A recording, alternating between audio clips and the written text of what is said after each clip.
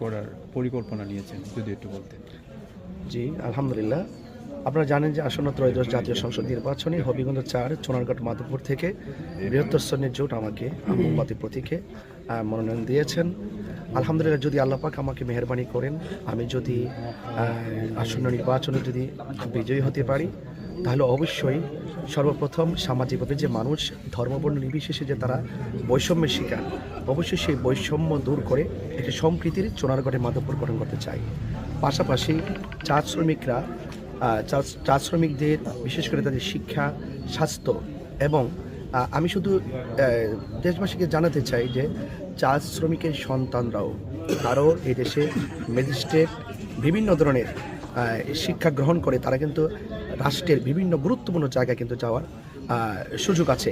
কিন্তু আমরা দেখেছি বরাবরের মতোই চা শ্রমিকদের প্রতি যে বৈষম্য করা হচ্ছে এবং তাদের যে ন্যায্য অধিকার যেভাবে তারা সুবিধা বঞ্চিত হচ্ছে, সেই সুবিধা বঞ্চিত চা শ্রমিকদের পাশে ইনশাল্লাহ আমি দাঁড়িয়ে তাদের শিক্ষা, স্বাস্থ্য এবং যাবতীয় সমস্যার কথাগুলো ইনশাল্লাহ সংসদে তাদের হয়ে তুলে ধরব ইনশাল্লাহ। আর পাশাপাশি আমি বাংলাদেশের বিশেষ করে চুনারঘাট এবং মাধবপুরের যে আমাদের বিভিন্ন প্রত্যন্ত এলাকা সহকারে যে উন্নয়নগুলো রয়েছে, সেই উন্নয়নগুলোকে বাস্তবে আশ্বাসে নয়, আমার আশ্বাসটাকে বিশ্বাসে পরিণত করে প্রত্যেকটি মেহনতি মানুষ সবাই যেন ধর্মবর্ণ দলমত নির্বিশেষে সম্প্রীতির মাধ্যমে সহাবস্থানে বসবাস করতে পারে, সেই বিষয়গুলো আমি আমরণ চেষ্টা করে যাবো ইনশাআল্লাহ। একটা বিষয় আমি একটু জানতে চাচ্ছি যে আপনি আসলে জয়ের আশা কতটুকু করতে পারেন? আলহামদুলিল্লাহ, আসলে জয় পরাজয় তো উপরওয়ালার পক্ষ থেকে নির্ধারিত হয়। তো আলহামদুলিল্লাহ, আমার দৃঢ় বিশ্বাস, আপনারা জানেন যে চুনারঘাটের মাধবপুর আমার বিশেষ করে নতুন আজকে থেকে অনেক বছর ধরে আমি আমার আসা যাওয়া আছে, সেই জায়গা থেকে আসলে ভালোবাসার জায়গা থেকে কিন্তু আমি আজ এখানে নির্বাচন করতে এসেছি। সে আমি মনে করি ভালোবাসার মানুষগুলো যদি আমার পাশাপাশি থাকে, তাহলে ইনশাল্লাহ আল্লাহ পাকের অশেষ মেহেরবানি হলে ইনশাল্লাহ বিজয় ইনশাল্লাহ আমরা অর্জন করতে পারব। এবং আপনারা জানেন যে এই আসনের নির্বাচনের যে ধারাবাহিকতা 1996 সাল থেকে কিন্তু ধারাবাহিকভাবে মোমবাতি প্রতীকে এবং বৃহত্তর শ্রেণীর জোটের অন্যান্য প্রতীকে যারা আমরা নির্বাচন করতে এসেছি, আপনারা জানেন যে আমরা জোট হয়ে কিন্তু এখানে আমরা এসেছি মূলত। তো আসলে জোট শব্দটি অনেক শক্তিশালী। আমি মনে করি সকলের সবান্ধবে সবার অংশগ্রহণমূলক নির্বাচনের মাধ্যমে ইনশাল্লাহ আমরা বিজয়ী হতে পারবো ইনশাল্লাহ। সাহেব হবিগঞ্জ মাধবপুর 4 আসনে নির্বাচন করতেছেন।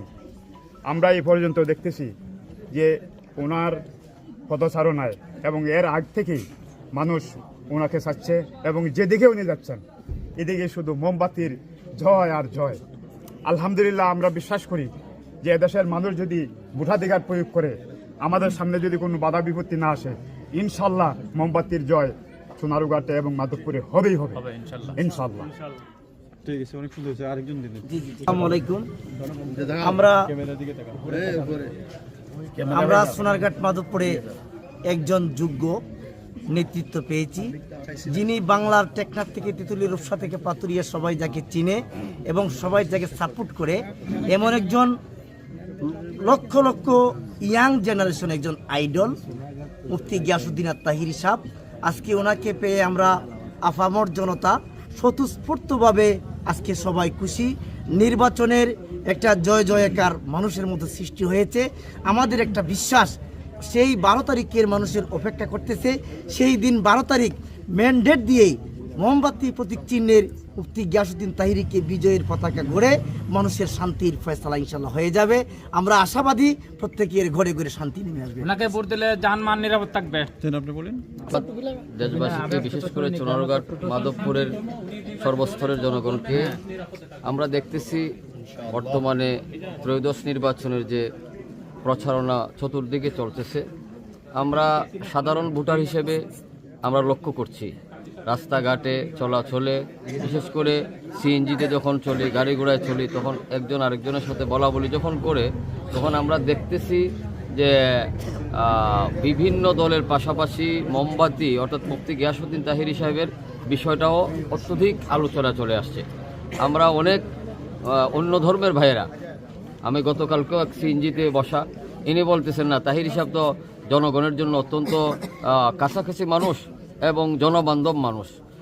বিশেষ করে চা শ্রমিক বা সনাতন ধর্মী যারা রয়েছেন, একটু বলেন, শর্ট করে বলেন যে আসলে আপনারা কেন চাচ্ছেন ওনাকে? তা আমরা এই জন্য চাচ্ছি ওনাকে, কারণ আমরা অনেক পালাবদল দেখেছি।